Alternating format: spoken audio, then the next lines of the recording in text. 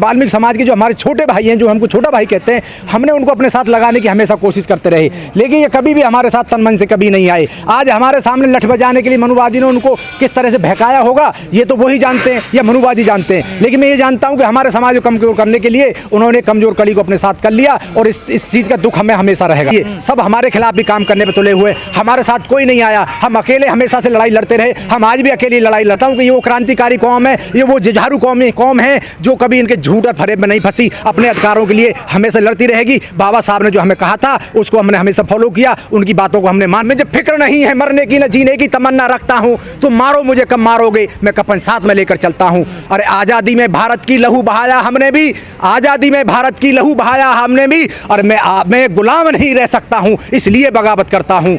मुझे फिक्र नहीं है मरने की, न जीने की तमन्ना रखता हूँ। तो हमें उस सोच के साथ अपने अधिकारों के लिए लड़ना पड़ेगा। ये एक तरह से मनुवादियों की बहुत बड़ी साजिश थी हमारे खिलाफ।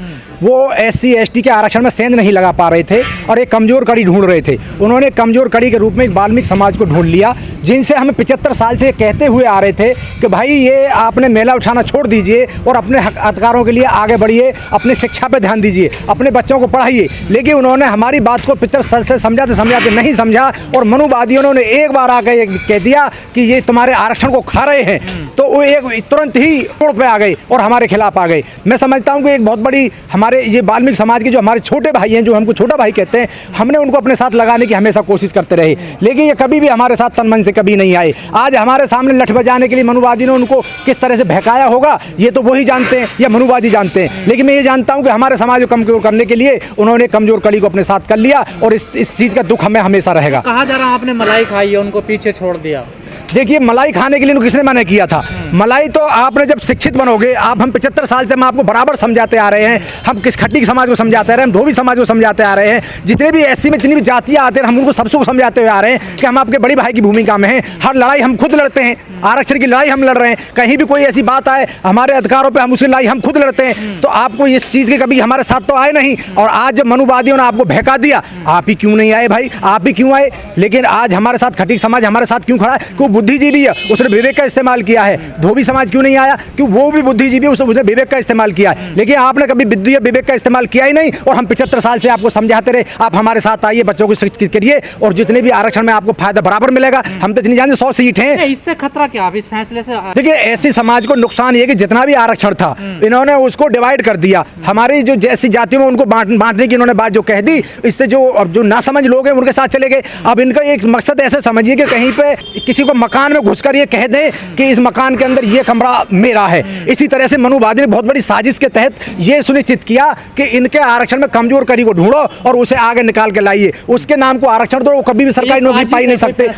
ये फैसला नहीं है, सभी मनुवादी आज की डेट में जब देश में साजिश रची जाती है तो सारे संस्थाएं एक होकर एक सुर में काम करती हैं, और वो भी हमारे खिलाफ सारी संस्थाएं काम कर रही हैं। चाहे उसमें सुप्रीम कोर्ट हो, चाहे उसमें अधिकारी हो, चाहे उसमें नेता हो, कोई भी लेवल पर चले जाइए, सब हमारे खिलाफ भी काम करने पर तुले हुए। हमारे साथ कोई नहीं आया, हम अकेले हमेशा से लड़ाई लड़ते रहे, हम आज भी अकेली लड़ाई लड़ रहे हैं। लेकिन मैं अपने समाज को कह देना चाहता हूँ कि ये वो क्रांतिकारी कौम है, ये वो जुझारू कौम है जो कभी इनके झूठ और फरेब में नहीं फंसी, अपने अधिकारों के लिए हमेशा लड़ती रहेगी। बाबा साहब ने जो हमें कहा था उसको हमने हमेशा फॉलो किया, उनकी बातों को हमने माना, और जब तक हमारे अंदर सांसों में साथ है, अब बाबा साहब के कहे को और अपने अधिकारों के लिए हम लड़ते रहेंगे, चाहे हम कितने भी मर जाएं। देखिए, हम सबसे पहले तो हम उनके बुद्धिजीवी लोगों को हम समझाएंगे, वो भी हमारे भाई हैं, हम अंत तक उन्हें समझाते रहेंगे और हमको ये कहेंगे कि आप अपने बच्चों को पढ़ाइए, और आप जब भी कोई चीज़ का कंपटीशन होता है उस कंपटीशन में आप बराबर के शरीक हैं। आप जब वहाँ पर नौकरी के लिए बात चल रही है तो आप नंबरों के आधार पर नौकरी मिल रही है, मेरिट के आधार पर नौकरी मिल रही है, उसमें आरक्षण कहाँ रह गया? आरक्षण है। वाल्मीकि समाज पढ़ा लिखा नहीं है क्या? देखिए, मैं ये कहता हूँ कि वाल्मीकि समाज को अपने ऊपर विश्वास नहीं है ना। अगर वो पढ़े लिखे हैं तो उन्हें भरोसा नहीं है, वो भरोसा करते हैं मेला उठाने में, वो भरोसा करते हैं झाड़ू लगाने में। मैं ये कहना चाहूँ भाई ये छोड़ दो, हम हमेशा से कहते रहे ये अच्छा काम नहीं है, ये आपके बच्चों के भविष्य के लिए मान और सम्मान के लिए बिल्कुल भी ठीक नहीं है। तो क्यों नहीं है फिर? देखिए, मैं आपको बता दूं, हमेशा सदियों से यही काम करते चले आ रहे हैं। मनुवादियों ने उनको समझा दिया आप हमारे भाई हो, और आप यही काम करने के लिए हमने मनुवादी व्यवस्था ने आपको बनाया है, आपको यही काम करने के लिए सुनिश्चित किया, तो वही काम बड़े बखूबी करते करते चले आ रहे हैं, वो समझ ही नहीं रहे चीज को। और ऊपर से अगर चमार ने चमड़े का काम छोड़ दिया तो फिर वाल्मीकि सफाई का काम क्यों नहीं छोड़ रहा? देखिए यही तो हमारी समाज की सबसे बड़ी दुर्दशा है ना। आज उन्होंने कभी भी शिक्षित के रास्ते पर कभी चले ही नहीं। आप उनसे हमारे कंपटीशन करा के देख लो, हमारी बराबरी करा के देख लो, इसी चीज की तो उन्हें चिढ़ है। तभी तो उन्होंने ये बात सबसे पहले उठाई कि हमारे आरक्षण को ऐसी समाज में जाटव समाज खा रहा है। मैं ये कहता हूँ जाटव समाज सबसे ज्यादा लड़ भी तो रहा है, सबसे ज्यादा पिट भी तो रहा है, सबसे ज्यादा गोली भी तो खा रहा है, सबसे ज्यादा हम मुखर हैं तो उसका फायदा भी हमको मिल रहा है। हम पढ़ भी तो रहे हैं रात दिन, हम मनुवादियों को टक्कर दे रहे हैं और तुम उनकी गुलामी कर रहे हो, तुम उनके पीछे चल रहे हो, तुम झाड़ू लगा रहे हो, भरोसा करते हो। तो मैं ये कहता हूँ इनको कहीं ना कहीं समझना पड़ेगा, ये उनकी बहुत बड़ी भूल है। चंद्रशेखर बड़ा निशाने पे है वाल्मीकि समाज के। देखिए वाल्मीकि समाज के निशाने पे तो हमेशा हमारा समाज रहा ही है। आज उन्होंने अपने समाज के लिए अन्य हमारे एससी वर्ग की जितने भी जातियां आती हैं, एससी एसटी वर्ग की जितनी भी जातियां आती हैं, सबकी लड़ाई को बखूबी लड़ रहे हैं। आज उनको मनुवादी ने बहकाया तो हम तो उनके दुश्मन हो ही जाएंगे। इस प्रकार मायावती और चंद्रशेखर इस फैसले का कड़ा विरोध कर रहे हैं और सड़कों पे आपने देखा उनको। फैसले के साथ में जो आंदोलन हमारे किस तारीख में हुआ है उसके साथ तो उसको उन्होंने समाजवादी पार्टी ने हमारे उसका समर्थन किया है, आरजेडी ने हमारा समर्थन किया है, और रामविलास पासवान के लड़के जो चिराग पासवान जी वो भी बीजेपी में बने होने के बावजूद भी हमारे इसका समर्थन किया है। तो इसमें कहीं ना कहीं तुम उनका भी विरोध करके दिखाओ ना। हमारा विरोध तुम कब तक करो, करते रहिए, लेकिन हम आपको हमारा अपना छोटा भाई माना है और हम आपको हमेशा गले लगाने का काम करेंगे, आपको समझाने का काम करेंगे। आज नहीं तो कल आप समझोगे, मुझे पता है, क्योंकि ये इतने भी मूर्ख नहीं है, इतने भी अज्ञानी नहीं है। वो मनुवादियों के बहकावे में आ चुके हैं। जब उनको सच्चाई का पता चलेगा और जब उनको पता चलेगा कि पीछे के रास्ते से हमारे आरक्षण को ये खा रहे हैं, हमारी नौकरी को ये खा रहे हैं, तो कुछ दिन बाद ही उनकी आंखें खुल जाएंगी। मनुवादियों ने पीछे का रास्ता जो अपनाया है उनको पता है ये कमजोर कौम है। भारत बंद हुआ, देश भर में लोग सड़कों पर उतरे, लेकिन सरकार की तरफ से कोई प्रतिक्रिया नहीं आई इस पर। देखिए मनुवादी हमेशा एक साजिश के तहत काम करते हैं। वो उन्होंने जो काम करना कर दिया, उसको जवाब देने में विश्वास नहीं करते। कहीं भी देख लीजिए, किसानों के साथ उन्होंने इतनी अंत की कूटी, एक सब सरकार का आया, कभी नहीं आएगा। आज हमारे खिलाफ इतनी अंत की कूटी जा रही है, आज उनको कोई बयान आया नहीं आया, क्योंकि सरकार की सारी संस्थाएं और जितने भी जिनके जो लोग हैं सब हमारे खिलाफ ही तो काम कर रहे हैं, हमारे खिलाफ हमारे अधिकारों को छीनने के काम कर रहे हैं। उनको पता है ये अकेली ऐसी कौम है जो हमारे हिंदू राष्ट्र के एजेंडे में टांग अटकाने के लिए खड़ी हुई है। ये अकेली ऐसी कौम है जो हमें आरक्षण खत्म नहीं करने देगी, ये अकेली ऐसी कौम है जो संविधान को खत्म नहीं करने देगी।